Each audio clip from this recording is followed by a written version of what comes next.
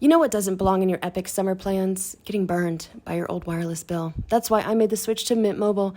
And for a limited time, Mint Mobile is offering 3 months of unlimited premium wireless service for $15 a month on the nation's largest 5G network. I love Mint Mobile, and I recently recommended Mint Mobile to a friend who is getting out of a less than ideal situation on a family plan, right? And they were getting up on their feet and they needed to save money, and I recommended Mint Mobile, and they switched, and now they're getting on with their life and they feel better. It's incredible. This year, skip breaking a sweat and breaking the bank.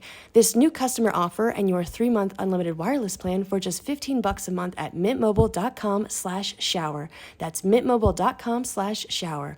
Upfront payment of $45 required, equivalent to $15 a month. Limited time new customer offer for first 3 months only. Speeds may slow above 35 gigabytes on unlimited plan. Tax and fees extra. See Mint Mobile for details.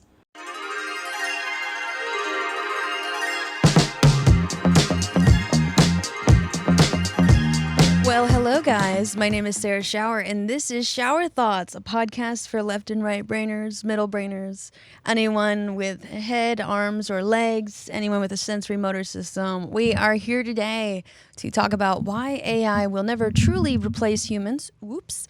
What'll happen most likely before that happens is we will ruin the environment and the atmosphere. But yes, I will get to that. So AI, right? And also reading, and I love neuroscience. And I do have some updates, right? Some fun things before we hop in the communal shower and really get into the nitty gritty of, the future of AI or whatever the hell. So, just to warm up, I found out I have a gluten intolerance, and I have been gluten-free for like the past week and a half now. And oh my God, okay. I know this seems obvious, but sometimes you don't realize that you're in a lot of pain all the time. And until you change something and you're like, oh my God, what has happened? And so whenever I ate gluten, I would get bloated, and you're like, oh, gee, Sarah, how did you not? Because the thing is I'm defiant, right? You tell me I can't eat bread or cheese or something, and then I'm just gonna, I can't live that life. However, I stopped eating gluten for like the past week and a half, and my skin feels better. I can sleep better. I haven't been bloated. I feel great, and I can regulate my temperature a little bit better. And I guess that makes sense because I have talked about the things that control temperature in your body. I mean, in your body, it's your organs, right? It's your innards. So if gluten causes inflammation in the small intestine, right? And your intestines is your innards, and inflammation, right? And then that's going to be like registered as heat and pain. And so it's like, okay, yeah. And then the thing is your your skin is an organ, right? And what's happening in your organs is probably going to reflect on your skin at some point. And so I was like, when you're like, wow, a lot of things are making sense. So I cut out gluten, and that's been fun. I know that to get tested for actually celiacs or like non-celiac gluten sensitivity and then a wheat allergy, you probably should just continue your regular diet. But I'm just gonna, but just so they can test. But I'm not gonna go back, and I'm just gonna try to cut gluten out. It hasn't been that bad. Besides, I do miss bread. But I mean, there's like bread alternatives, but they're kind of ugh. Also some stuff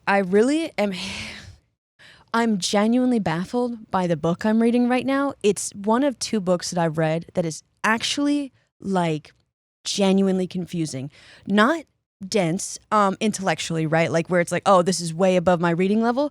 It is like, oh my God, I actually cannot wrap my mind around how you missed like a huge thing to consider. But I will get into that. Oh yeah, I wanted to tell you guys some gay updates. I took this girl on a date, the same girl that I've been talking about, this beautiful butch, on a date on Sunday, and I planned it out. The special occasion was that I think she's gorgeous and I wanted to take her out. And so I planned this entire date, right? And I put, I got reservations. I created like this invite on Canva with, the breakdown of the times. And then in the email, I included like all the screenshots of every reservation and their Instagram. So, she could easily like click over and see. But so 11 a.m., we ordered breakfast in, which was really nice. At 12 to 3, I got us a reservation or like tickets for the Huntington, which is just this massive library and these gardens in Los Angeles. Well, they're in Pasadena. If you're in LA and if you're sapphic or you just love gardens or you love, like, it is, I cannot stress. They have so many gardens. They have a Japanese garden, a Chinese garden. They have a rose garden.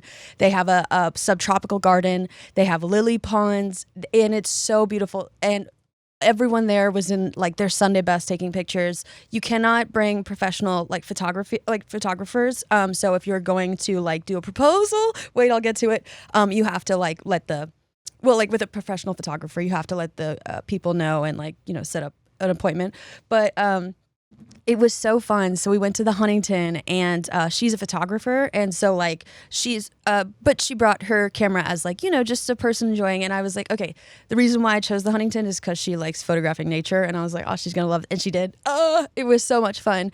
But we were walking around the first gardens, and this guy comes up to us, and he's like, you guys, you have a camera.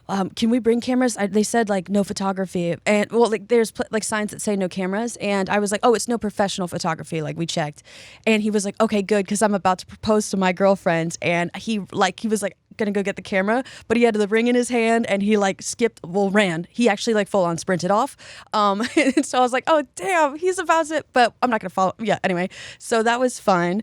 And then at 3:30, I booked us this tea room. Well, there's this place called Madeline Bistro, and something in Pasadena. It's so beautiful. I cannot stress this enough. Like, if you ever have like Victorian dreams, right? If you do any sort of Victorian or like any sort of cosplay like that, or you like a big hoop skirt or anything, like if you want a place to take pictures, they have this setup of a lifetime. It looks like literally like inside of a castle. Honestly, I loved all the colors. It was incredible. We had tea. I love tea, and the food was incredible. And then from 5 to 7, I kind of scheduled us time to go back to my place and like get changed and take a shower, because I knew that if we were going to be walking outside in summer, we were going to get hot and sweaty, and we did.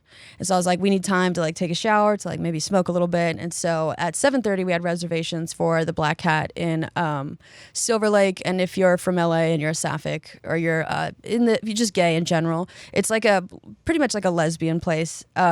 And I mean, we were just being lesbians together. And then we walked over to Salt and Straw, and we got some ice cream, and it was so good. And then this is going to get raunchy, so I do apologize. Actually, no, you guys want to hear this. So then after this incredible day, right, I've swooned her. We go back to my place. I have a lot of body oil. I do enjoy a good body oil moment, right? Like, so I also have this thing that's for photo shoots where you spray it on yourself and it like glistens. You know what? I'll put it in the caption. It's like if you want to remain like glistening, this stuff is great. So we covered ourselves in like body oil, right? And we put a lot of towels down, and we took the mirror off the wall in the living room, put the cats in the bedroom. We got this box of just, every sapphic thing that's in the house.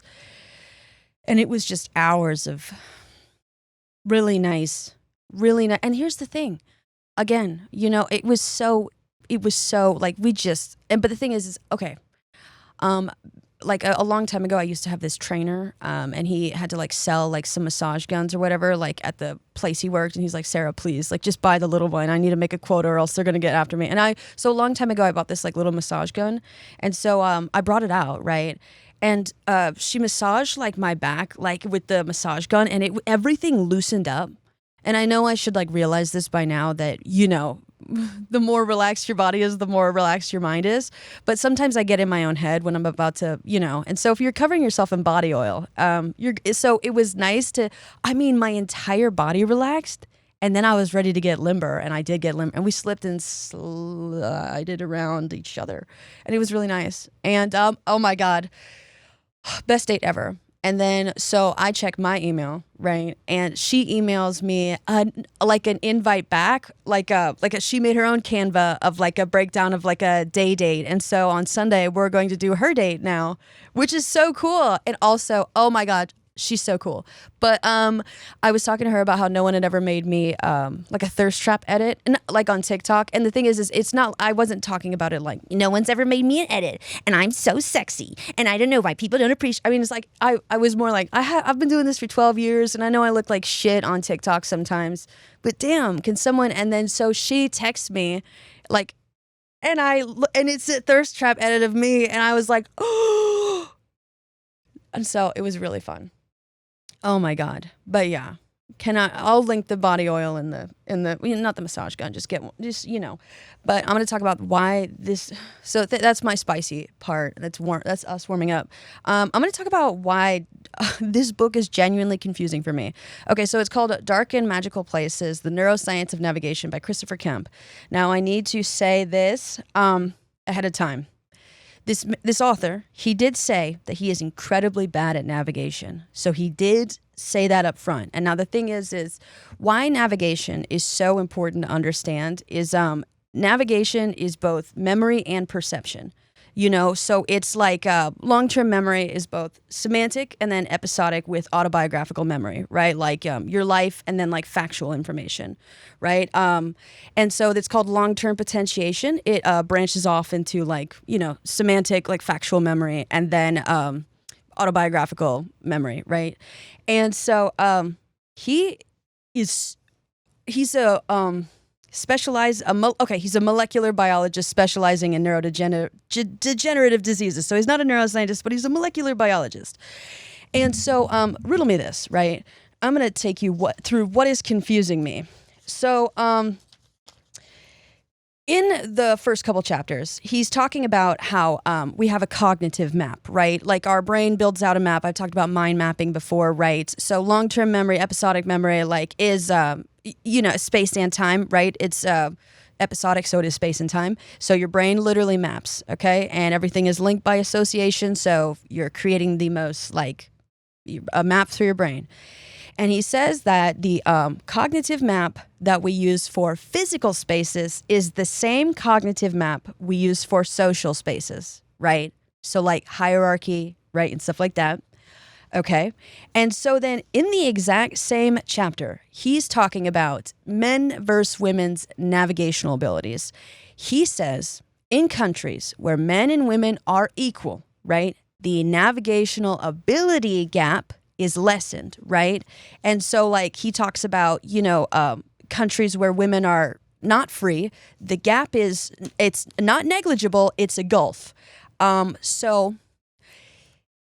he says both of these things, and then continuously throughout the book, he says, but we still don't know why some people are better navigators than others. And I said, okay, sir. So if we use the same cognitive map to explore physical places as we do social like places, right? Like hierarchy and all this stuff. And in countries where women are not equal, it's a gulf, right? So they're physically, socially constrained, right, to explore, navigate, right? Would you not then look at like oppression and social constraints, right? If we're using the same map to navigate physical and social spaces where women are not free, their navigational ability gap is like they're worse navigators, much worse navigators.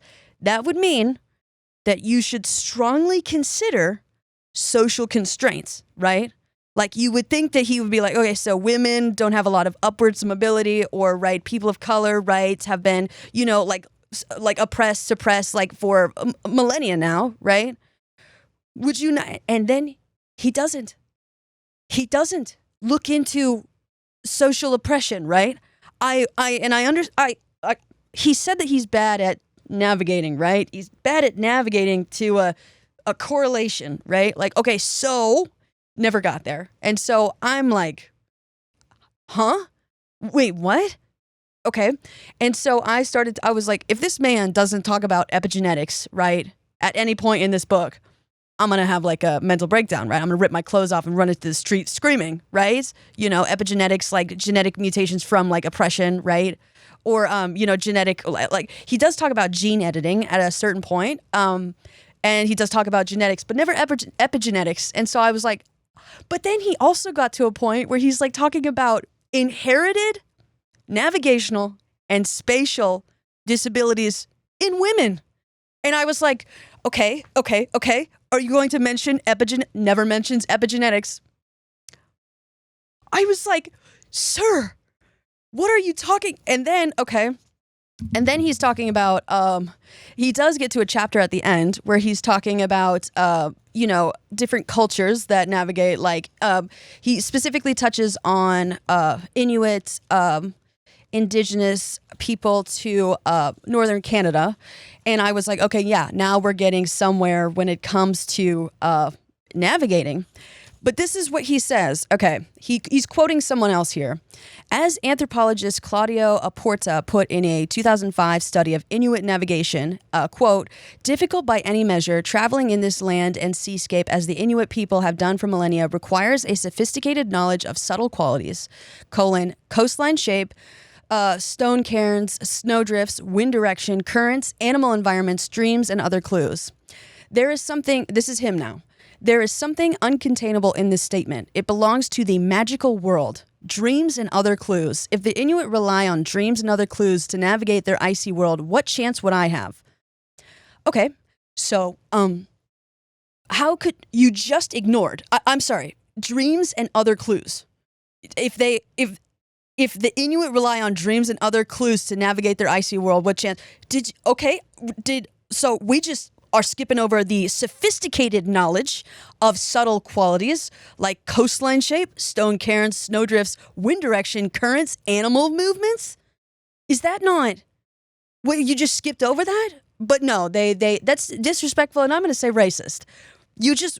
If they navigate with dreams and other clues, Inuits have a very, very sophisticated navigation system. What are you talking about? Like, it's like empirically, like, I don't understand what you're, like, and also here's the thing, you are a molecular biologist, but you're talking about neuroscience, and dreams, the process are actually quite easy to explain with neuroscience. Not the interpretation, right? I mean, actually, you could get into the interpretation of dreams, but dreams are not like some, like, bogus, like, dreams do have I don't understand, like, are you, like, you want to talk about REM sleep? You want to talk about, like, what do you mean? Like, what, you just skipped over that?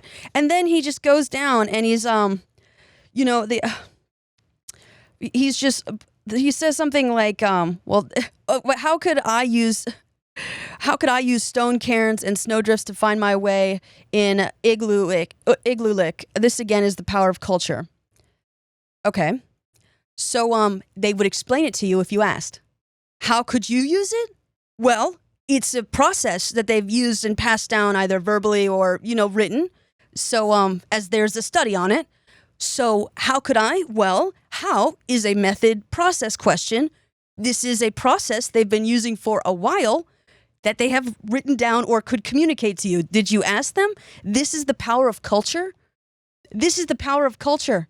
Yes, the power of culture, social and physical navigation. And then he just wraps up the chapter.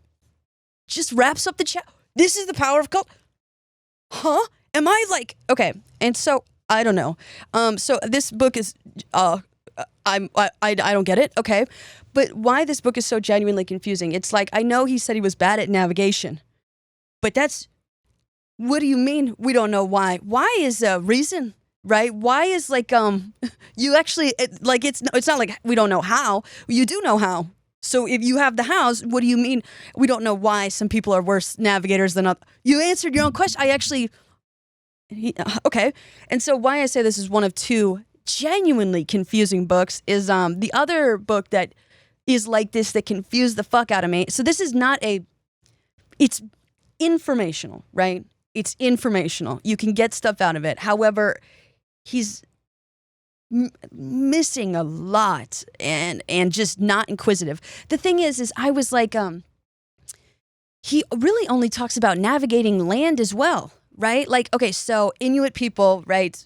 I would have personally, if I were to written this book, the culture that I'd probably ask for navigation insight from, if it's not Inuit people, it's going to be Polynesian people. Polynesian people are wayfinders.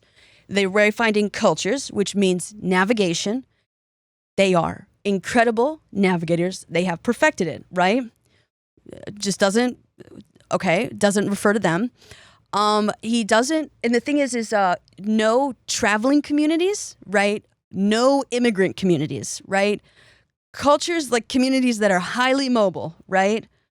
No, I mean, not even, the thing is I would have been happy if he just interviewed a pilot or someone with a pilot's license, because some of the questions he has in here, it's like, did you ask anyone other than a neuroscientist? Because he only refers to neuroscientists. And so I understand he's so dead set on one area of study that I was like, no ship captains, no pilots, no nomadic subcultures, no nomadic cultures, no navigational culture. And if you do refer to them, you're like, wow, that's how they do it.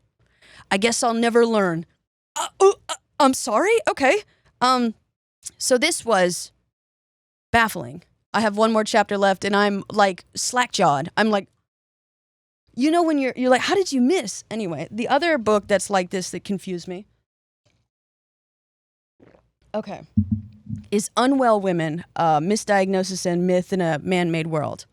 Now, the author has a chronic illness, right? And if this was just a book on her experience with chronic illness, I would completely understand if it's all from her perspective. But it's like a full historical text of like, you know, men not believing women's like mental health or physical health like over hundreds to thousands of years, right? Like this is a full on like history textbook, right? So she's talking about unwell women, misdiagnosis, men not believing women's health problems, all through the lens of feminism. I was reading the book and I was like, okay, at some point she's going to talk about disability justice or disability rights, right? She's talking about unwell women who are sick, right? Or have a disability or something disabling. The entire book, all through the lens of feminism. No touching on disability rights of any kind. And I was like, you spent probably like a full 10 pages on barbiturates being banned in the 50s, right? Like thalidomide, right? You know? Where with this? Okay, so I mean, that's antibiotics. But like the thing is, I was like, how do you get through an entire book? I mean, it was a feat. When I read that, I was like, that was impressive. And I like the complete lack of intersectionality from both of these books was actually genuinely a feat, right? Like, I don't know how, like it. So yeah, those two. And the thing is they're both informational, I guess, but completely lacking any intersectionality. And it's like the community that can help you the most is like, you know, when you imagine like, you're like just like looking straight ahead and then someone is like right next to you, like they're like looking at you and maybe their like nose is like ever so slightly touching like the fuzz on your cheek. They are like right there. And it's like both of these authors just did not recognize these two communities that had they turned their head even just a little bit, oh my God, you guys are here to help? Like, I'm so sorry. So I wouldn't recommend it, but it has a 4-star review on every single, like I was like, okay, sorry guys, this is just genuinely baffling. Okay, and then also I wanted to update you guys. By the time this comes out, I will have outlined and set up, I'm starting a book club. All right. And if you want to join it, it's probably going to start in a couple weeks, but I already have a book chosen. And so I'm going to tell you guys about it. You're like, could we save this for the end? No, this is going to be a long one anyway. And the thing is the buildup, what the neuroscience of navigation is actually incredibly topical to AI and the brain. And the issues with AI. So yeah, this is quite relevant. Okay, but the book that I'm going to be doing in the book club is Life in 3 Dimensions, How Curiosity, Exploration, and Experience Make a Better and Fuller Life. And so we're going to be talking about, you know, a lot of people.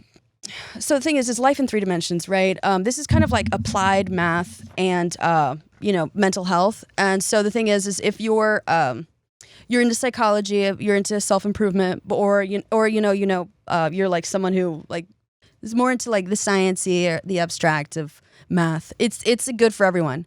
I love my artists. I love my science people. I found us a hybrid. It has 4.1 stars across like multiple platforms. I am so excited to read it. So if this sounds like your thing, here, let me read a little. Shigehiro, Oishi's father, has lived his entire life in a small mountain town in Japan, but as a young man, Oishi felt compelled to follow a winding road that led him far from home. He became an award-winning psychology professor seeking to know which path to stay or to go, the familiar or the unknown, his father's path or his own, is the better path to a good life. In Life in Three Dimensions, Oishi shares his journey of discovery and offers readers a groundbreaking new understanding of happiness. What makes for a good life, he asks, is it simple, predictable pleasures we call happiness, or can happiness lead to complacency and regret? Is the answer a deep sense of meaning and purpose, or can a life of purpose invite narrow or misplaced loyalties? Both happiness and meaning as paths to a good life have decades of scientific research to support them, but in recent years, Oishi has uncovered a third dimension to a good life: psychological richness. Psychologically rich life prioritizes curiosity, exploration, and a variety of experiences. These can be as simple as taking a walk, as complex as moving to a new country. The key to a psychologically rich experience is a shift in perspective that helps us grow. Life in Three Dimensions explores lives defined by psychological richness, those of prominent people like Steve Jobs, Oliver Sacks, and Alison Gopnik, characters from literature and film, and ordinary people who in college, at midlife, and beyond embrace uncertainty and challenge to deepen and enrich their lives. In this wise and delightful book, Oishi shows how anyone at any age can build a fuller, more authentic life. And that's what I do here. And we get to talk about math, life in 3D, right? And so why this is important to talk about leading into AI is that life in 3 dimensions, life is 3D, right? And so in Dark and Magical Places, he does have a chapter on Dead Reckoning, right? And so the thing is Dead Reckoning is a highly fallible navigation style where you kind of use like, it's very linear. It's like 2D planes. It uses mainly the Pythagorean theorem, right? And so the thing is if you dead reckon through life is not two-dimensional, you know? And a lot of patriarchal cultures do use dead reckoning, right? And so the thing is Columbus and other famous quote-unquote navigators, colonizers use dead reckoning. And the thing is it doesn't use landmarks or account for wind or water. And the thing is, I also finished Flow, the book, and at the end of the book, he's talking about how consciousness is like the atmosphere. And I was like, that it is. The atmosphere is a fluid, right? And so I've been talking about how emotions follow the laws of fluid and thermodynamics, okay? And so the thing is if you dead reckon, right, which is like how you navigate through life, perception and memory, right? How you navigate space and time, that is going to be like directionality, is going to be your, conscience, your drive. You're using 2D geometry, right? The thing is life is 3D. And so patriarchy kind of, by using dead reckoning, they've ignored wind and water, which in my, parallel I set up is emotions, right? And then they don't use landmarks. And the thing is landmarks represents like, separate identities, right? Cultural identities. They just don't account for that. So it's like you're kind of, if you use dead reckoning, and patriarchal culture does, you're not accounting for emotions, and you're not accounting for other people. So we're going to navigate life in 3D with curiosity and, exploration. So it's going to be fun. Yes, let's get into why AI will never be human beings. Okay, or AI is going to kill the planet before it replaces us. So it doesn't really matter. Let's get into it. Oh, wait, I also wanted to, the book, I'm also reading Tech Agnostic by Greg M. Epstein, but yeah, it's actually really interesting. Now I realize that I picked up a book on Tao. I think that's how you actually pronounce Tao, and being agnostic, and I guess I'm looking into theology now. Whoa! You know what doesn't belong in your epic summer plans? Getting burned by your old wireless bill. While you're planning beach trips, barbecues, and 3-day weekends, your wireless bill should be the last thing holding you back. And that's why I made the switch to Mint Mobile. With Mint, you can get the coverage and speed you're used to, but for way less money. And for a limited time, Mint Mobile is offering 3 months of unlimited premium wireless service for $15 a month. So while your friends are sweating over data overages and surprise charges, you'll be chilling literally and financially. Say bye-bye to your overpriced wireless plans, jaw-dropping monthly bills and unexpected overages. Mint Mobile is here to rescue you. All plans come with high-speed data and unlimited talk and text delivered on the nation's largest 5G network. Use your own phone with any Mint Mobile plan and bring your phone number along with all your existing contacts. Ditch overpriced wireless and get 3 months of unlimited service from Mint Mobile for $15 a month. I recommended Mint Mobile to a friend who was going through a hard time on a family plan, not so great situation, and now, they can afford it and they can move on. I'm so excited for them. Love Mint Mobile as well. This year, skip breaking a sweat and breaking the bank. Get this new customer offer and your 3-month unlimited wireless plan for just $15 a month at mintmobile.com/shower. That's mintmobile.com/shower. Upfront payment of $45 required, equivalent to $15 a month. Limited time new customer offer for first 3 months only. Speeds may slow above 35 gigabytes on unlimited plan. Taxes and fees extra. See Mint Mobile for details. So, AI. This is why you guys came. But the thing is, this is going to be a part 2. We just had to get that all out of the way because I had to tell you about my romance life, my gluten intolerance, and, oh, wait. One more funny thing. I'm going to hang out with the girl I like this weekend, and she's a huge Hamilton fan. She's a theater, but like a normal, I swear, she did theater when she was younger, and so like she likes, and I'm saying, it's just, but I was like, oh, this is so sweet, maybe we can also watch Hamilton this weekend, because I've been putting it off, and she was like, okay, wait, you're going to get the ick, so we have to fuck first. So I thought that was really funny that she said that she's going to sing through Hamilton, but before we watch it, we have to hook up because she can't, go through that heartbreak so quickly. All right. That was funny. You guys are laughing. Hee hee ha ha. Get it out. So what is this? I have the wrong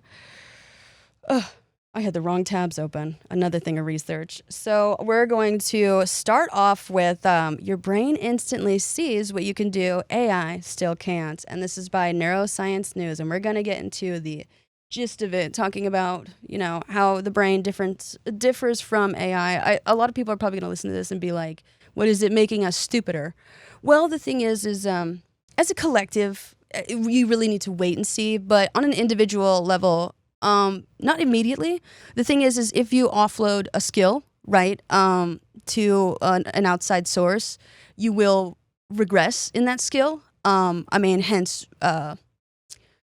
men. The thing is, if you offload your labor and you offload your skills, and then you're eventually, and you do it over enough generations, then yeah, I guess you could regress, like devolve a little bit. But we have yet to see that. And so it'd be an individual thing at this point, and then maybe a generational thing. All right, so this is by Neuroscience News.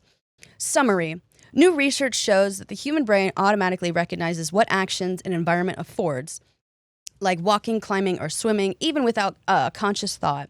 Using MRI scans, researchers found unique activity in visual brain regions that went beyond simply processing objects or colors, revealing deep neural encoding of affordances or possible actions. Okay?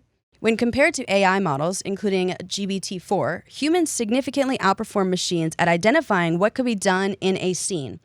This work highlights how perception and action are tightly linked in the brain and how AI still has much to learn from human cognition. So here are some key facts. Automatic action mapping. The brain encodes possible actions, affordances, even without being asked to. Distinct neural signature. Visual brain regions activate in unique patterns that reflect what you can do, not just what you see. And the AI gap. Even advanced AI models struggle to match human intuition about environmental action opportunities. Okay, so when we see a picture of an unfamiliar environment, a mountain path, a busy street, or a river, we immediately know how we could move around in it. Walk, cycle, swim, or not go any further. That sounds simple, but how does your brain actually determine these action opportunities? Also, like I said, why, I talked about, cognitive map, right? If you're also thinking about how you can navigate a physical space, it's a social space as well, right? Like, so this translated to, if you're a girl, or if you've been socialized as a girl or whatever, or if you're feminine in any way, you're like, I'd like to walk outside at night. Probably shouldn't. I can't, right? Okay, so that's what we're talking about here. You're not afforded. You're like, oh, I can't do that. I cannot do that sort of thing right now, okay? So PhD student Clemens Bartnick and a team of co-authors show how we make estimates of possible actions thanks to unique brain patterns. The team, led by computational neuroscientist Iris Groen, also compared this human ability with a large number of AI models, including ChatGPT. AI models turned out to be less good at this and still have a lot to learn from the efficient human brain, Groen concludes. Viewing images in the MRI scanner. Using an MRI scanner, the team investigated what happens in the brain when people look at various photos of indoor and outdoor environments. The participant used a button to indicate whether the image invited them to walk, cycle, drive, swim, boat, or climb. At the same time, their brain activity was measured. We wanted to know, when you look at a scene, do you mainly see what is there, such as objects or colors, or do you also automatically see what you can do with it, says Groen. Psychologists call the latter affordances, opportunities for actions. Imagine a staircase that you can climb or an open field that you can go through, right? So like imagining an open field is one thing. You're just open field. But then imagining an open field and then imagining yourself walking through it, going over a hill, that's something different, right? That's your brain is like, okay, yeah, this is what I could do in this environment, right? You could go streaking, you could lay down and roll around. AI can't be like, let's go streaking, let's roll around. It's open field. And then it has, okay, yeah.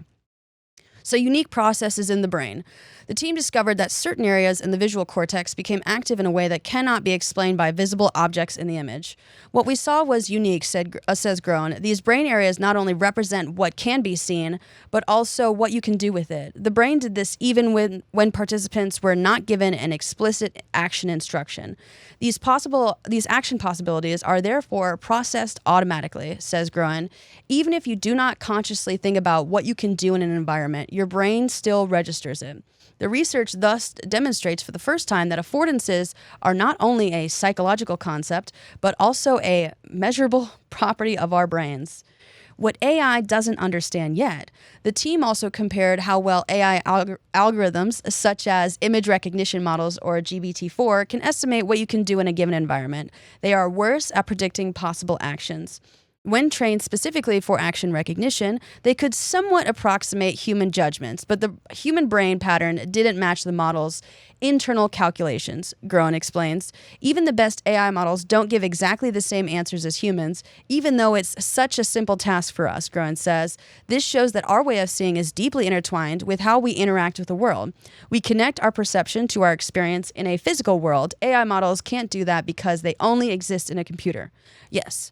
Okay, so the thing is AI exists within a computer. Okay, so that's an internal sort of, it's actually kind of interesting how it's swapped, that its semantic information is all internal, right? Which is it's factual information because it can't do, so yeah. But yeah, since it cannot move around, right? It can't, and most embodied learning is, it's experiential, right? Like we learn through experience, we learn through repetition, and that's like how we develop proof, right? So all its proof has been manually inputted, not like sought or acquired or, in a classroom learned, or so it's just kind of like entered into the computer, okay?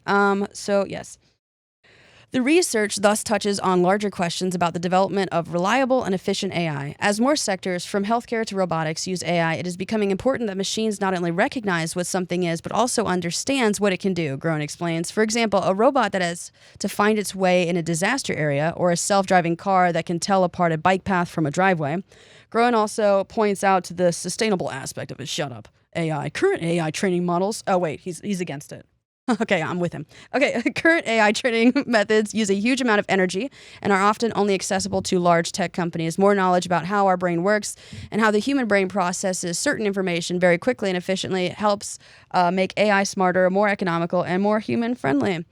Okay, so basically, so the abstract here. Representations of locomotive action affordances in human behavior brains and deep neural networks. To decide how to move around the world, we must determine which locomotive actions, example walking, swimming, or climbing, are afforded by the immediate visual environment. The neural basis of our ability to recognize locomotive affordances is unknown. Here we compare human behavioral annotations, functional MRI measurements, and deep neural networks, DNN, activations to both outdoor and indoor real-world images to demonstrate that the human visual cortex represents locomotive action affordances in complex visual scenes.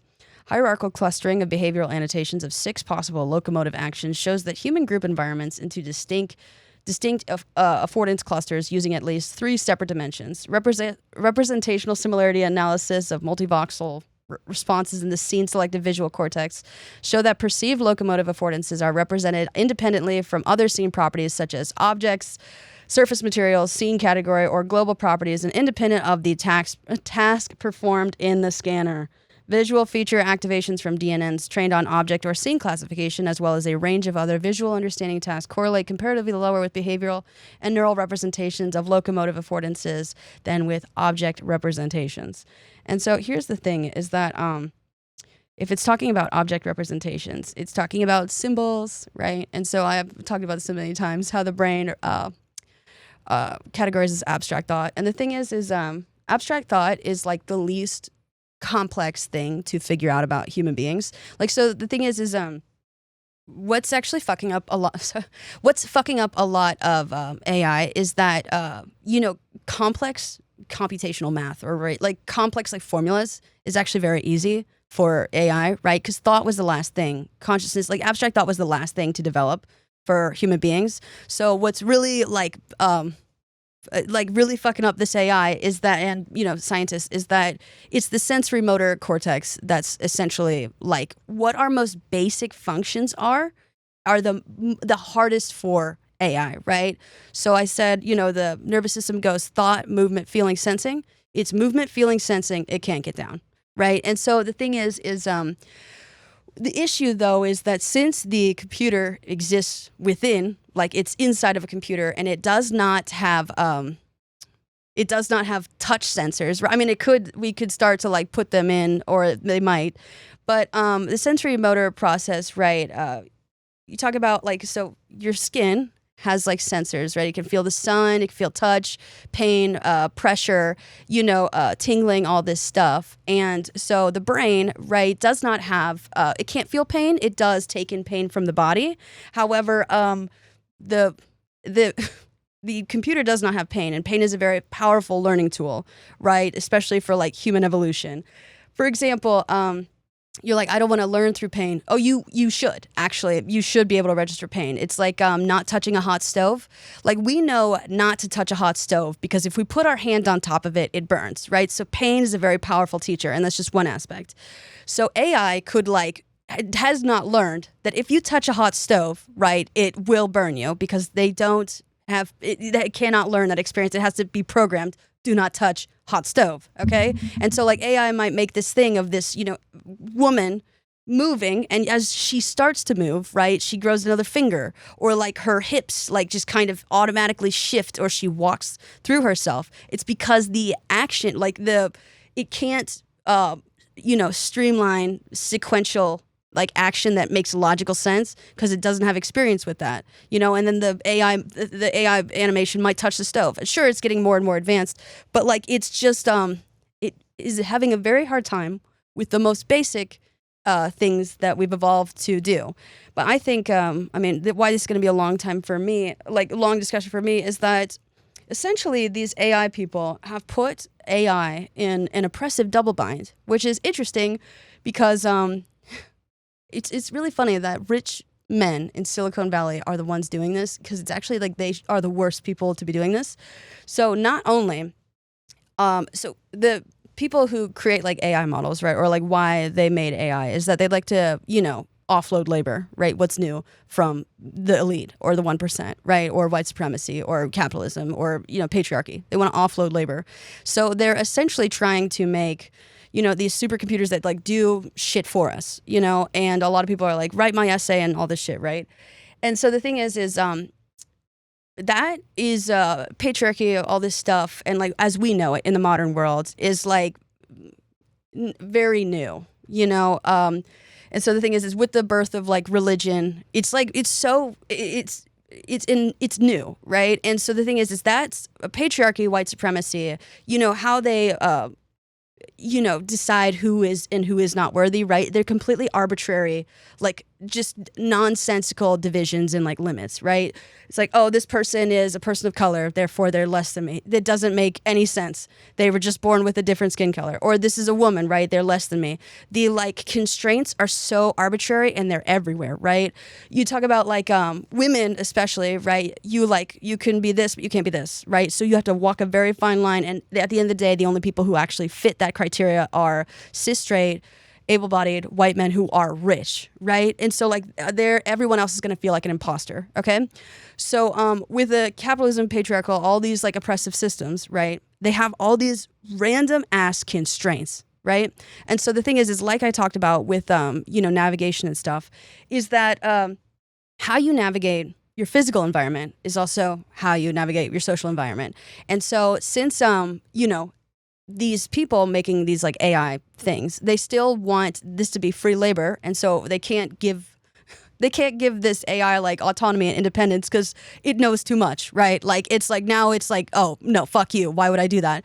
So it has to, so these these rich men have to apply all these constraints, right, on this one side, right, on the thought side, okay, and then the AI itself has not gone through the full like evolution of like it has no body, right? It's just within a machine. So it's got an evolutionary constraint, and it's also have like the arbitrary constraints of the elite. So it's literally it's confined. It is so confined literally to this it's either computer or like system, right? And so obviously it's going to create like a lot of heat. And the thing is there is a word for a thing for human beings when something it's exploitive, like exploitative. When something exploits you, right, and it has continuous growth within a confined system, we would call that things, if it was inside of our bodies, cancer, right? Something that is continuously growing and it's using up all your resources, sucking up and converting everything, right? It's just it's cancer. Right? And so basically these men have reinvented cancer. Like, and the thing is this AI model, it can't walk around, right? It's continuously taking in, input, right? Which is like energy and, like it's anyway, and then it can't express it. And when it does express it, it's just heat. It's actually giving off like radiation. So it's actually the Earth's cancer. The men, the 1% has recreated cancer, right, for the Earth, which is wild. So it will kill us all before it takes over us. That is awful. But the thing is what should be noticed about that is that they've used this system forever, right? What does this, if rich men, rich, straight, cis, able-bodied white men, or just in general, have invented cancer, and this is the system that they've used throughout history, especially the last 500 years, what does that say about epigenetics, chronic illness? They can invent cancer by offloading labor, not allowing this thing to express itself other than to do work, right? Okay. Well, that needs to be studied. Oh, my God. I want to keep this going, but then also, I think I had a breakthrough in near-death experiences. You know what? How much longer? Okay, yeah. Okay, so, Okay, so representational, let me keep going back. Okay, so visual feature activation from DNNs trained in on object or scene classification, as well as a range of other visual understanding tasks, correlate comparatively lower with behavioral and neural representations of locomotive affordances than the object representations. Oh yeah, so I was talking about how you need, how the brain indexes abstract thought. You need label, which is going to be your symbol representation, right? Like, and then it branches off simultaneously into, truths, which is like internal, external relationship. Like, is this cause and effect, or is this like a belief? And then you have it. So that's truth and validity, and then proof and validity, which has contextual nature to it, right? It's the environment, more ecological, right? And so basically, this computer only has internal truths. However, it's been swapped with external proof, right? So it's interesting. This thing, and the thing is after reading the neuroscience of navigation, right? Navigation is both, perception and memory. So like the thing is the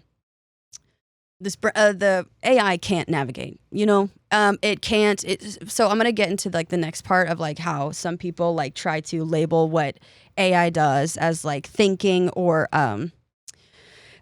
oh my God, next week I have to talk about this. There's a think piece from the LA Times, and this is a neuroscientist. He's like absolutely ripping it apart. I'm a cognitive neuroscience researcher, and he thinks that, how the entire AI thing has been framed is just so misleading, and he rips into the misleading metaphors. And I love when someone rips apart a metaphor that doesn't make a lick of sense. Because the thing is I've talked about this before, right?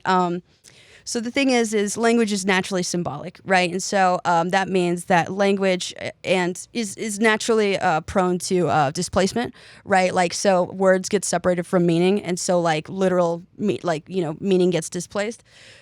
But I'm gonna get into that and semantic shifts and all this stuff. But I don't have time to talk about that now. Or do I? You know what? Let me. Ugh. Okay, I'm going to save that for next week. I can't break. Do I want to bring up my near-death experience? Okay, yeah. I'll do it at the end. So this is sorry, I might cut that out. But this is an opinion piece from someone, I guess, who is maybe pro AI, against AI. It's by Stony Brook University News. Mind Brain lecture, neuroscientist Anthony Zador on the future of AI and the brain. Artificial intelligence has made tremendous progress by mastering language, diagnosing diseases, and solving protein structures. Yet we still don't have robots that can wash our dishes. Why? Neuroscientist Anthony Zador, MD, PhD, argues that the answers lie in understanding the brain itself. Yeah. Zador, the A.L. Davis Harris Professor of Biology at Cold Spring Harbor Laboratory and a leading expert at the intersection of neuroscience and artificial intelligence, delivered the 27th annual Swartz Foundation Mind Brain Lecture at Stony Brook University Center on March 31st. Zador was named one of the foreign policies. Okay, cool. His talk, A Neuroscientist's Guide to Artificial Intelligence, explored how unraveling the brain's computations can fuel AI breakthroughs and how AI can help us decode the mysteries of the mind. Fuck that. Okay, my lab actually does both neurobiology research with actual organisms and computational work in AI, Zador explained, but today I'm going to focus on the AI side. The event, hosted by Stony Brook's Department of Neurobiology and Behavior and supported by the Swartz Foundation, continued the tradition of cutting-edge discussions on the brain to a broad audience. For decades, science fiction promises us... Okay, yeah, whatever. When I was a kid, I watched a lot of sci-fi, and I just assumed that it was... shut up. Despite major AI advances, today's systems still fail in surprising ways. While large language models like ChatGPT can mimic human conversations convincingly enough to pass the Turing test, a classic measure of machine intelligence, they also generate strange mistakes. AI vision systems, he pointed out, can recognize cows in grassy fields, but many misidentify them as camels when placed on a beach. Because they're out of context and they've never actually been to a beach. Okay, or grassy field. These kinds of errors reveal something fundamental, Zador explained. AI doesn't generalize the way humans do. It gives more weight to patterns in the training data than to deep, more flexible reasoning, which we would call like neuroplasticity. The problem, according to Zador, stems from an assumption about intelligence itself. Many believe that tasks like playing chess or solving math problems represent the pinnacle of cognitive ability. But in reality, the most complex tasks, like walking through a crowded street or recognizing a friend's face in different lighting, are things that even infants can do easily. This idea is explained by Moravec's paradox, a principle in AI research that suggests that the hardest tasks for machines are often the ones that come naturally to humans and animals. And this is where I'd like to rip in academics for a second. I love all of you that are listening with open ears and open hearts, and I respect your profession. All right, so... we've all heard the term ignorance is bliss, right? Pursuing ignorance, right, is you have to pursue ignorance. If it's bliss, it's a type of happiness, right? And you have to pursue happiness. So the thing is a lot of academics, right, they are like, I'm not an anti-intellectual, but I would disagree. So here's the thing. there's two types of knowledge, right? There's internal truths and then there's external truths, right? We just talked about how the brain indexes abstract thought. Internal truths are your thoughts, like feelings and beliefs, okay? Especially your feelings, okay? However, external truths proves things that are immediately observable, okay? So a lot of academics only consume external truths, right? And they almost actively deny. Well, they do. A lot of them do deny feelings as real, right? Or like as something to be factored in. And the thing is if you are intentionally ignoring internal truths that can be validated, because emotions follow the laws of fluid and thermodynamics, emotions are very real, right? Emotions motivate actions. If you deny your emotions and you do not pursue getting to know your feelings or the feelings of others, you are actively pursuing ignorance, right? That is a type of anti-intellectualism. You are anti-emotional intellectualism. And so the thing is harmony, right? For things to be logically sound in your brain, right? It has to have internal truth and external proof aligned, okay? And then it needs to be labeled, okay? So the thing is like I said, language is naturally symbolic, okay? And so symbols, right? You got the label. And so then it branches off to internal truths and external proofs. Okay, the thing is a lot of times, since language is naturally symbolic, that means that words are subject to displacement, okay? So the thing is you may start to you're consuming all this knowledge, but the thing is if you're withholding the knowledge, right? Like say you're in, a lot of academics kind of get off on withholding information. I know that because my mom's a doctor, my dad's an engineer, and anyone in academia can vouch for this, right? They get a little bit standoffish and they get off on being condescending because that's how emotions work. Right. So the thing is when they take in all this information, right? And the thing is information, you got to keep talking about it. But the thing is sometimes they withhold it from people, right? And so they end up, the words and some of the meanings end up drifting apart. And the thing is the word, the logic, may be lost in the mind. However, the feeling does remain. Okay. And so if the feelings are compounding, right? And there's some, words, the displaced, words and meanings, right? Especially when it comes to your feelings, the feelings remain, the logic gets lost, okay? And so now you're suppressing the emotions, okay? You're suppressing the emotions. They exist, they're real. And so now when you, and the thing is when you start to get anger, you start to feel angry at the world or the thing is logic is literally dense. It's heavy. And then the feeling is going to be heavy, dense as well. And so you're kind of teaching, you're strained, right? And so also if you're not using this highly academic language outside of, your immediate surrounding. And the thing is if you're surrounded by academics who are also hostile as well, you guys are just going to be hostile with each other. And then you're going to take that to real life. And then you're going to condescend and talk down to people. So it literally is relieving. They get off on being withholding because the thing is if they're angry and they want to express it because they're oh no, feelings are real. So obviously they don't have a genuinely healthy way to express their feelings. So the way that they're going to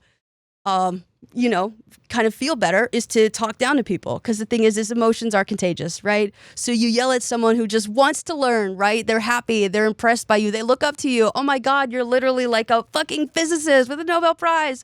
You you yell at them, right? You see their happiness and it makes you calm. We've talked about this before, right? Okay. So the thing is happiness plus anger is vengeful, calm, and confused, right? So the person is now confused because they brought the happiness, right? And you brought the anger. And then you use destructive wave interference. And now you're calm, they're confused. And you are going to actually crave talking down to people because you don't know how to express your very real feelings. And so you're almost pursuing ignorance. So that's emotional anti-intellectualism. Yeah, so that is the gap between academics and the real world. Okay, so yeah, that's Moravec's paradox that suggests the hardest time. Okay, so yeah, we are all prodigious Olympians in perceptual and motor areas. Roboticist Hans Moravec once wrote, so good that we make the difficult look easy. Abstract thought, though, is a new trick, perhaps less than 100,000 years old. Yeah, so abstract thought is very new with the rise of oh my God, now I wish I could branch off into... Okay. now I wish I could branch off into my theory about how I think I've solved near-death experiences. All right, so around 100,000 years ago, Homo sapiens are, it's like, it's the humans that we are now, are kind of like the standing upright are coming about, right? And so abstract thought, when we stood up straight, that's when abstract thought fully formed. But I do have an entire theory on that as well, because if you look at the parietal regions of the brain, which is on either side of the back of the head, right? You have HAL, which is head, arms, legs. Oh my God, let me just save this for the next one because it's an entire thing. But yeah, Zador emphasized that our brains are shaped by millions of years of evolution. Crap, I can't save it for the next one. This means that the fundamental abilities shared by all animals, perception, movement, and intuition, are actually the result of the brain's most intricate computations. Okay, then I need to look it up. HAL. How brain. I should have brought my neuroscience book. Okay. So the brain is shaped by millions of years of evolution. Abstract thought is perhaps less than 100,000 years old. When we started to stand up straight, right, we had, our sensory motor, right, and parietal regions of the brain, so at the midbrain is going to be legs, and then at around 1 o'clock is going to be arms, and then around 3 o'clock is going to be head and face. Okay, so the thing is when you stand up straight, okay, your legs, you're standing up straighter, right? Heat rises, okay, and then the brain is rising. And oh my God, I don't have the full time to explain this. Anywho, so when your brain unfolds, it actually could, talk about like your legs unfolded, you stood up straight, and that's when your brain gains its actual shape. And then you could talk about muscle memory and how it's linked. And then we could also talk about sense of self, but I will have to save that. But let me make a note of that, and I will talk about it next time better. Okay, so AI companies have aimed to address these shortcomings by scaling up and training models on even larger data sets and refining algorithms. But Zador argued that this approach has limits. It does have limits, arbitrary ones. And also evolutionary ones. Just because airplanes improved over the past century doesn't mean they'll ever fly to the moon, he said. There are fundamental constraints to how far brute force scaling can take us. Yeah. Instead, he suggested that neuroscience may hold the key. The brain doesn't learn by absorbing trillions of data points. It develops through experience, forming structured representations of the world, right? Symbols. We talked about how memory is a fourth state of matter. It has a topographical nature. Yeah. Okay, so, and topographical, it means it's a symbol. Okay, so if AI could be designed to learn in the way humans and animals do, it might overcome some of its most frustrating blind spots. Zador is one of the pioneers of neuro AI, a growing field that seeks to merge insights from neuroscience, blah, blah, blah. Anywho, ultimately, the goal is not just to build a smarter AI, it's to unlock the secrets of the mind. Well, you will never get there because the thing is they won't get there until they acknowledge internal truths. I actually brought a book. What they're trying to do, they're trying to, access affordances, which is like action potential, and like how people see a landscape and like navigate their way through it. And I actually have done that before. Welcome to how I navigate. So the thing is I study emotions. And if you're not watching this on YouTube, you won't understand this. So what their action potential, right? So emotions motivate actions. And the thing is the AI doesn't have a sensory motor cortex, right? It can't feel, sense or move. And the thing is its affordances is like how, like things that you would see as like opportunities in the spaces.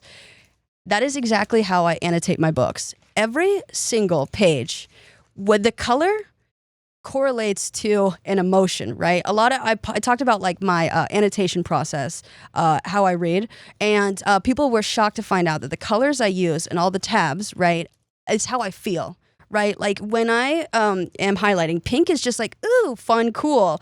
Yellow is like, interesting. Blue is like, oh, that's so important, right? But I'm like and I understand emotions in terms of direction and magnitude. So it's a vector, right? And so I'm literally navigating through this logical book. And if they were to have this, right, they would actually probably be able to look at my affordances, because I also made notes of the action, the emotion, and the action I'm going to do as a result of learning this, right? The thing is I talk about a lot of topics here that don't actually apply to me. Like, no, I mean they do, but like I've understood them, right? But I like to listen to what you guys say, like what your issues are. Like if you're, trying to work on something with like a spouse or something. I'm not married, right? But I listen to you, and I'm like, so when I read a book, and I come across something that's like, this is how you should negotiate, when you're trying to like figure out like who does the 50-50 labor or something like that. And I'm like, ooh, I remember someone told me that they had an issue with that. So I will highlight it, right? Like, oh, that's interesting. Surprising. Okay. Surprise is a base emotion. And then I write down where I would use it. So when you index abstract thought in your brain, you need the label. You also need internal truths, and then external proof with is context dependent. So I am saying, this is how I feel, and this is where I will use it. And this is the label, this is the word that I have for this. So if they were to take this book, they would actually get all of Sarah Schauer's affordances. And this is just one book. Do you know what I mean? This is how I navigate a space. I literally, how I feel, where I'm going to use it, and the label. A lot of people ask me like how I remember all this shit is because you guys, right? I'm continuously sharing the information, talking about it, right? Speech production and speech comprehension share the same neural pathways, right? I get feedback from you guys. Feedback, right, is crucial to learning, okay? Nuance, insight. That's why I'm saying I take you guys completely fucking seriously, like all the time, because this is how I remember stuff, right? I also take your issues and what you say like very, very seriously, because when I read, literally, I think about the messages someone sent, and I'm like, this is a good thing to incorporate. Literally, this entire book, when it's not directly related to something I need help with, what is written in the margins is the issues that you guys have talked about. And so I know exactly where I'm going to use and how I feel, right? So cool. This is what AI is trying to get its hands on. Also, fun fact, I did get I'm going to suck my own butt for a second. I got a offer for a research position from this really prestigious university internationally. They were like, we would like your help, with research, but it's going to be training next generation AI mental health models. And I was like, that's so cool. No. Because I'm not fucking doing that, right? I know how emotions work, and I know this is like, but I'm like, obviously, fuck no, And the thing is affordances are unique to the individual. So it's kind of like, I also brought The Order of Time by Carlo Rovelli, who talks about the order of time. We have parietal time, which is like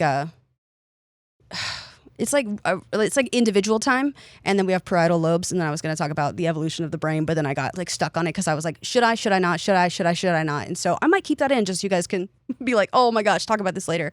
But yeah, I'm going to talk about like the order of time and how the brain organizes time, and how you can develop your own method. And the thing is AI can't make its own method to navigate a space because it does not have the context appropriate, and it's all just brute force data.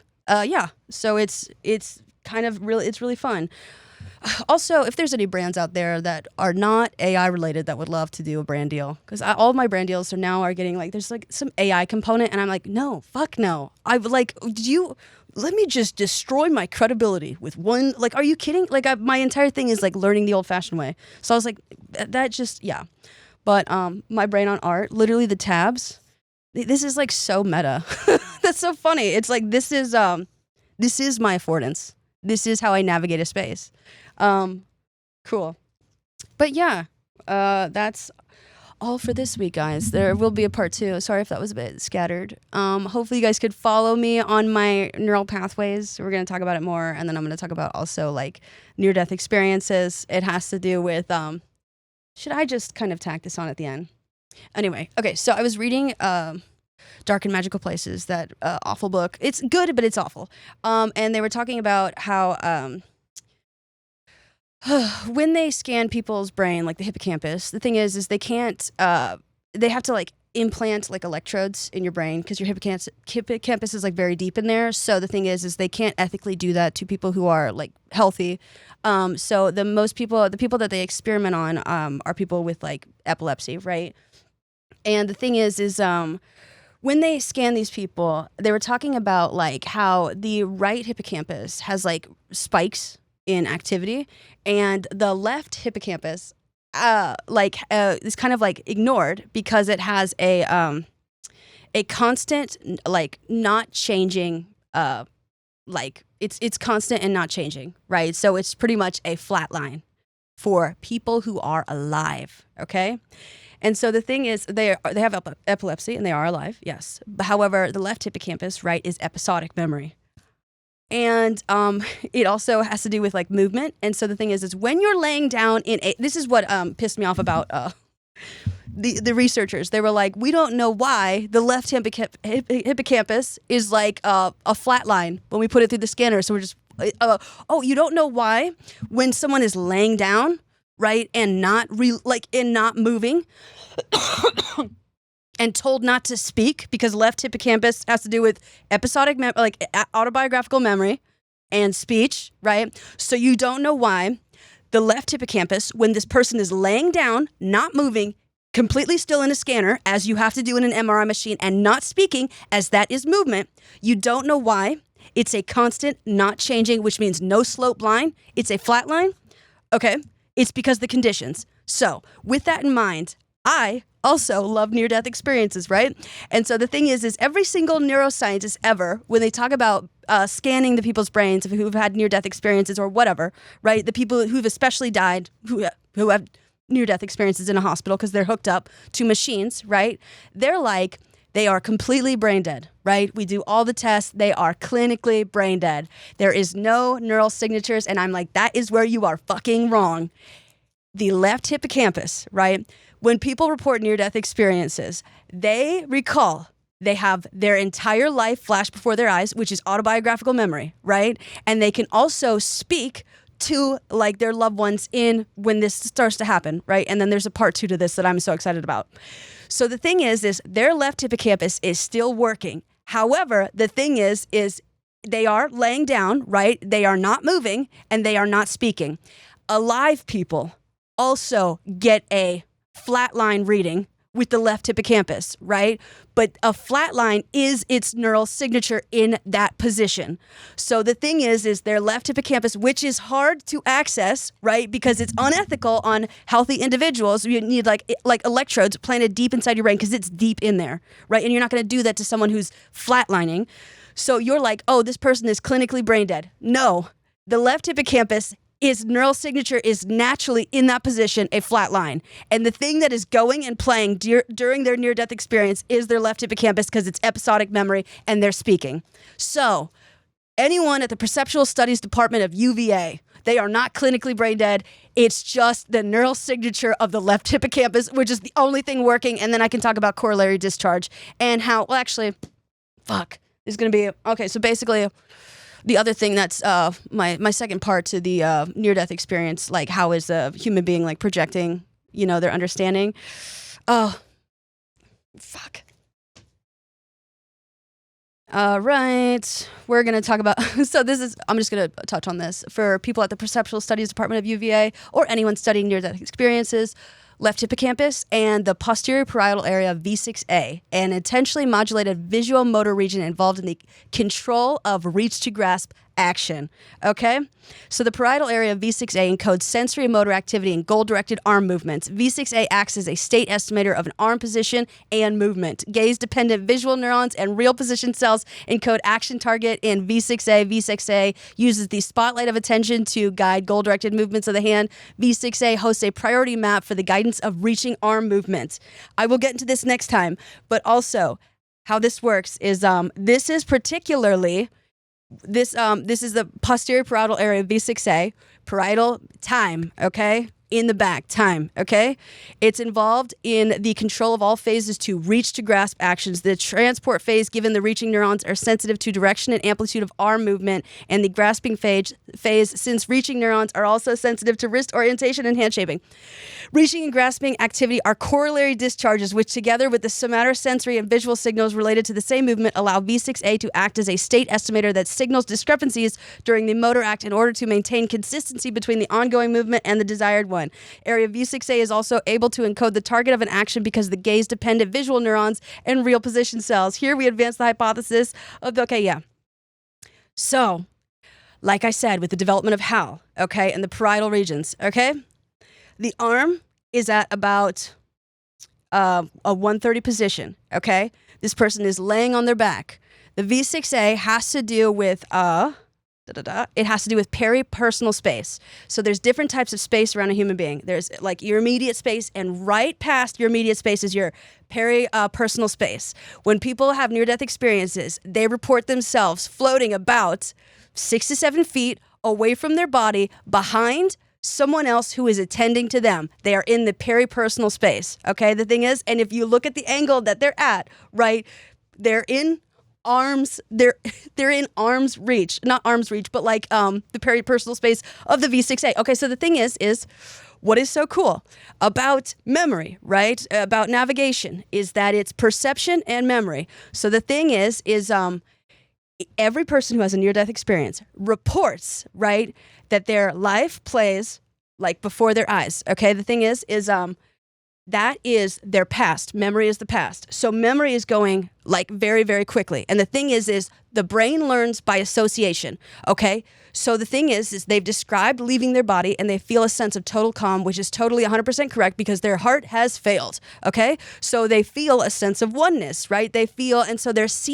having all these vivid, immediate, pleasant experiences, right? And they're also incorporating it into their memory, right?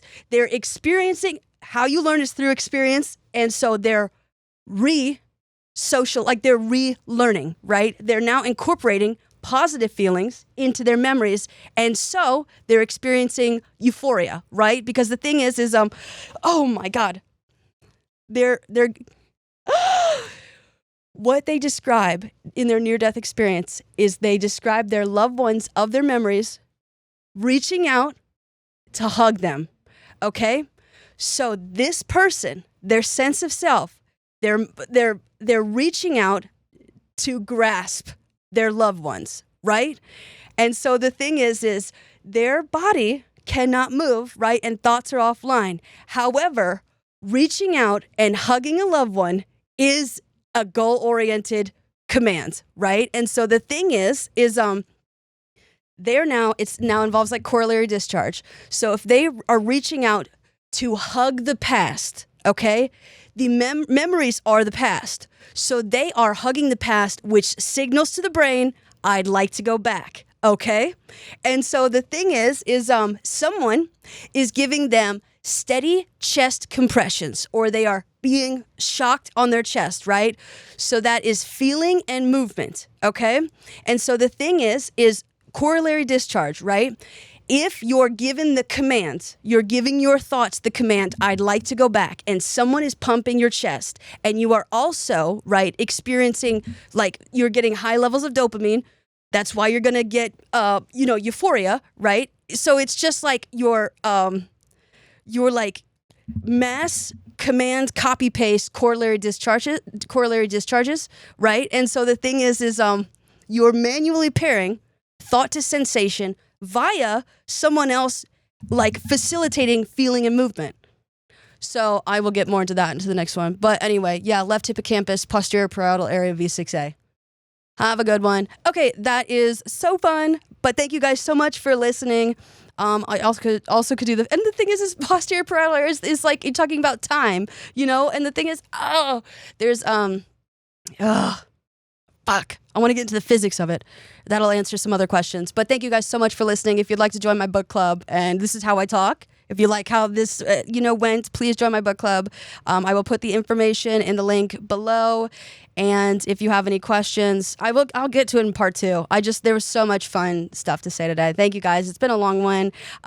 Good luck. I hope you have a nice week. I hope, you're creating art. I hope you're living your dreams, or, you're just dreaming, or I hope that you read a book, or, listen to an audiobook, or just, go down a Wikipedia rabbit hole.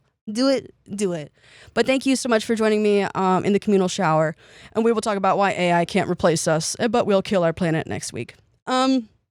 Thank you, and have a good one. Make sure to like and subscribe on YouTube. Make sure to rate me 5 stars on Apple Podcasts and Spotify, and follow me on Substack. And I will see you guys next Wednesday. Bye.